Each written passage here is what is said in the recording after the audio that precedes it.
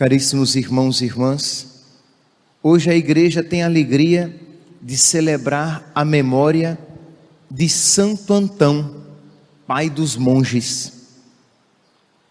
E dentre tantos ensinamentos que nós podemos tirar da vida de Santo Antão, gostaria hoje de refletir sobre esse chamado para todos nós, não apenas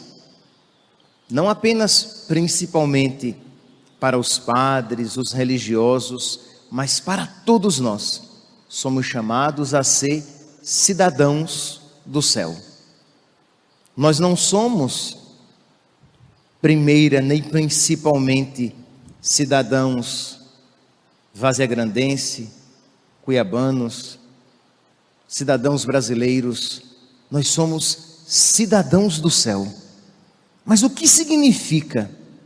Quais implicações práticas na nossa vida esta realidade tem? Dizer, eu sou cidadão do céu. Eu vivo pensando na minha pátria celeste.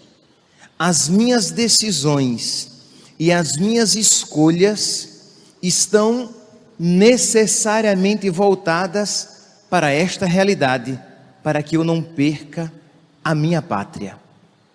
Muito bem.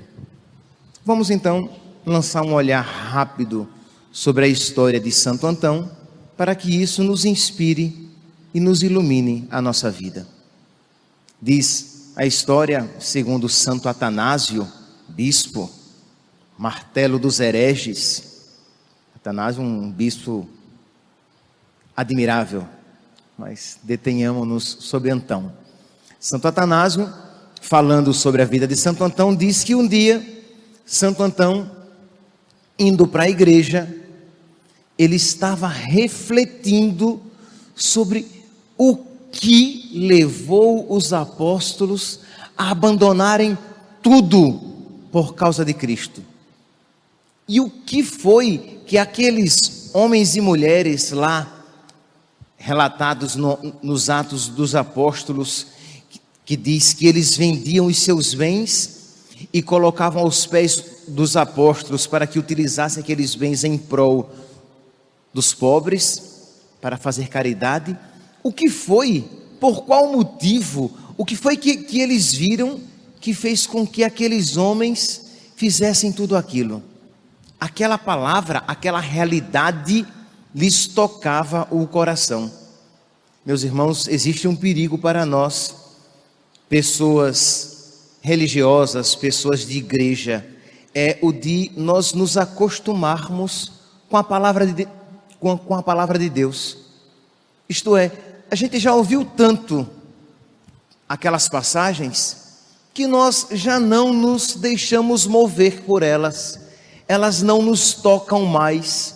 Nós nos tornamos como que insensíveis, né? Já estamos imunizados à palavra de Deus, de modo que ouvimos e ouvimos com ouvidos desatentos, não nos deixamos admirar. Pois bem, Santo Antão não, ele estava refletindo, meu Deus, que realidade admirável, eles deixaram tudo por ti. Nós precisamos também nos deixar tocar por esta palavra. Eles deixaram tudo por causa de ti. Eles deixaram o emprego, eles deixaram os bens, eles deixaram a família, eles venderam os seus bens, eles venderam tudo e deram aos apóstolos para que eles distribuíssem como assim lhes aprovesse. Imagine, você que às vezes tem dificuldade de renunciar um hábito, de renunciar algo que você percebe que Deus pede a você.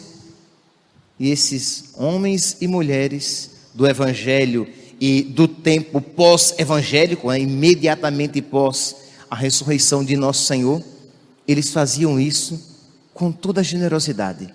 Renunciavam até à própria vida, não apenas a um gosto, não apenas a uma vontade, mas renunciavam-se a si mesmos, como a igreja pediu para nós na oração coleta, que a exemplo e pela intercessão de Santo Antão, nós sejamos capazes de nos renunciar a nós mesmos e amar a Deus acima de todas as coisas. Pois bem, Santo Antão então refletia sobre isso, entrou na igreja, acho que ele refletiu bastante ao ponto de perder um pouquinho o tempo, chegou um pouquinho atrasado, diz que ia também pensando nessas realidades, meditando nestas coisas, entrou na igreja no exato momento em que se lia o Evangelho. Então ele chegou um pouquinho atrasado na missa, né? Já chegou na hora do Evangelho. Foi refletindo, entrou no Evangelho e diz aqui que estava sendo proclamado o Evangelho de Mateus, em que Nosso Senhor diz ao jovem rico: se queres ser perfeito, vai, vende os teus bens, dá aos pobres, depois vem e segue-me. Ele ouviu aquilo e disse: isso não foi coincidência.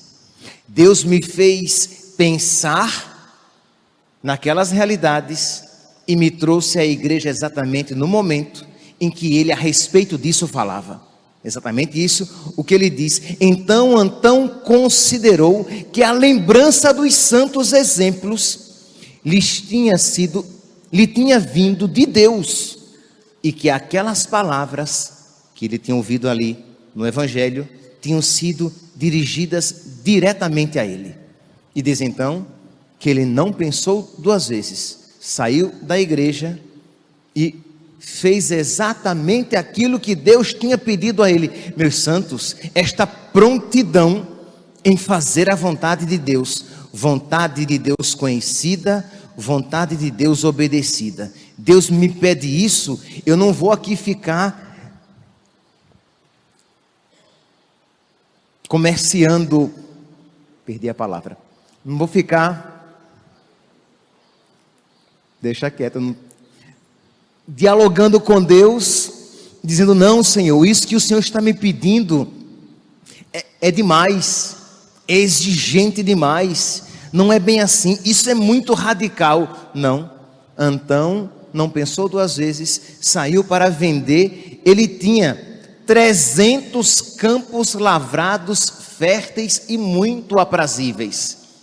Não é que ele tinha um tiquinho de coisa para que vocês digam: ah, ele tinha tão pouco, por isso foi fácil dar pouco. Não é bem assim, porque aqui o que se deve levar em consideração é o apego que você tem, seja pouco, seja muito, mas seja lá como for, ele tinha muito. Os 300 campos ele vendeu, pegou o dinheiro, deu aos pobres, reservou um pouco, porque ele tinha uma irmã escolástica, pequenininha, novinha. Ele tinha por volta de Santo Atanásio, por volta dos 18 a 20 anos. Os pais haviam morrido, ele era o tutor, aquele que guardava, que cuidava da sua irmã. Então reservou um pouco de dinheiro, e um pouco, diz aqui Santo Atanásio, pouco mesmo, para a subsistência da sua irmã. E deu tudo aos pobres. Saiu distribuindo campos, terras e aquilo que tinha vendido aos vizinhos, aos necessitados, porque não queria nada, porque ele queria ter a alegria de perder tudo por causa de Cristo. Fez isso, voltou para a igreja, e o nosso Deus da paz, que não nos deixa em paz, disse: não foi isso que eu pedi que você desse tudo. E ele não pensou duas vezes, voltou, e aquele restinho que ele tinha ficado, ele deu. Deus, aquilo, como é que Padre Pio gostava de repetir, né? Que a Deus serve como Deus quer ser servido. Deus pediu tudo, Deus não pediu muito, Deus não pediu bastante, Deus não pediu quase tudo, Deus pediu tudo. Vende tudo o que tens. Ele pegou a irmã, colocou-a numa casa de religiosas que ele conhecia e que eram religiosas de piedade, de confiança, e queriam dar a educação cristã à sua irmã, e foi viver uma vida de oração e de caridade. Trabalhava com as suas próprias mãos, aquilo que ele conseguia, comprava o necessário para o seu dia, o restante dava aos pobres. Foi aquilo que Deus pediu a ele. E continua Santo Antão dizia que ele rezava continuamente, pois aprendera que é necessário rezar sem cessar. E ele era tão atento à palavra de Deus, que ele retinha tudo de tal forma no seu peito, que chegou a substituir os próprios livros. De outros padres no deserto, se fala que o seu peito era uma biblioteca de Cristo. Lia com tanta assiduidade e com tanta atenção a palavra de Deus, que ela se imprimia no seu peito, de modo que os livros se faziam desnecessários. E ele sabia que era necessário rezar sempre, porque não se mantém no caminho da virtude, não se pode ser cidadão do céu pensando primeiramente em Deus, se nós não estamos nutridos, fortalecidos pela palavra de Deus. Meus irmãos, a vida de Santo Antão com certeza é um exemplo para todos nós. Nós também somos chamados, meus santos, encontrando na intimidade com Deus, nós somos chamados a encontrar a força de que precisamos para fazer a vontade de nosso Senhor. Quando nós olhamos a vida de Santo Antão, que renunciou tudo, nós vemos um homem feliz. Quando nós olhamos para a vida de alguns cristãos que se apegam a pouco, nós vemos homens tristes. A tristeza provém da infidelidade a Deus. A tristeza provém da falta de generosidade a Deus. Já falei aqui a vocês aquela frase belíssima de Santa Teresa de Calcutá, que ela diz que quando ela vê uma pessoa triste, ela se pergunta: o que é que ele está renunciando a Deus? Quando eu vejo uma pessoa triste, eu me pergunto: o que é que ele está renunciando a Deus? Quando eu vejo uma pessoa feliz, eu sei que é uma pessoa sacrificada. Por quê? Percebem que é uma visão diametralmente oposta à do mundo. O que é que o mundo diz? Quando eu vejo uma pessoa triste, nossa, por quais sofrimentos e sacrifícios ela está passando? Quando eu vejo uma pessoa feliz, nossa, ela deve estar realizada. Não, Santa Teresa de Calcutá diz que é totalmente diferente. Quando ela vê uma pessoa triste, ela vê o quê? A falta de sacrifício, e o salário do pecado é a morte. A consequência daquela falta de renúncia, de não querer se desapegar, é a tristeza. Mas quando você vê uma pessoa feliz, é porque ela sacrificou tudo por Deus, tudo por Cristo. Ela entregou tudo a nosso Senhor. Nós vemos aqui Santo Antão feliz, um homem sacrificado que entregou tudo a Deus. Não é à toa isso que a igreja propõe no dia de hoje, na liturgia das horas, como primeira leitura do ofício, o exemplo de São Paulo, que diz, e não há como ler esse texto de São Paulo e não correlacionar imediatamente a Santo Antão e ver o que é uma vida puramente evangélica. Nós podemos perceber, sentir o odor do Evangelho, o perfume do Evangelho. Irmãos, essas coisas que eram, São Paulo falando agora da vida dele, ele que era fariseu, ele que também era um homem que tinha um futuro brilhante no judaísmo, ele que tinha cidadania romana, ele que tinha bens e família importante. Pois bem, ele diz: irmãos, essas coisas que eram vantagem para mim, eu as considerei como perda por causa de Cristo. Isto é, por causa de Cristo, essas coisas não me fariam bem, seria uma perda para mim. Na verdade, considero tudo como perda diante da vantagem que consiste em conhecer a Cristo e ser conhecido por Ele. Por causa dele, eu perdi tudo. Você não ouve um homem choroso, lacrimoso, reclamando, por causa de Cristo eu perdi tudo. Não, muito pelo contrário, você vê um homem feliz, dizendo, por causa de Cristo eu perdi tudo, para ganhar tudo, para conhecê-lo. Lembremos-nos aqui que conhecer em São Paulo, na Sagrada Escritura, conhecer significa uma intimidade tão profunda que pode ser utilizada até mesmo como intimidade sexual. Então, por causa de Cristo, eu perdi tudo para conhecê-lo, para ser amigo dele, para tê-lo em mim e estar nele, por causa dele. Imagine, meus santos, se alegria, se nós aqui também pudéssemos dizer isso, e podemos se nós formos generosos, se nós correspondermos com a graça, se nós pedirmos a Deus esta graça. Senhor, eu também quero te conhecer, e também quero, por amor a ti, perder o que deve ser perdido, renunciar o que deve ser renunciado, deixar para trás o que deve ser deixado. E aqui eu não falo necessariamente, nem primeiramente, de coisas erradas e más, pecado. Aqui eu estou falando daquilo que Deus pede a você, que pode não ser mal, afinal de contas, os campos e os bens que Antão possuía não eram maus, mas não eram para ele. A vida de São Paulo como um fariseu, não é que ele tinha uma vida objetivamente de pecado, mas Jesus o chamava para uma vida diferente, e como cristão, de uma maneira particular, de uma maneira única. Então, o que é que Deus está pedindo a você? Peça ao nosso Senhor essa coragem de perder tudo por Ele, de experimentar a alegria de perder algo por Cristo. Meus irmãos, nunca será cristão de verdade quem por Deus não perde muitas coisas.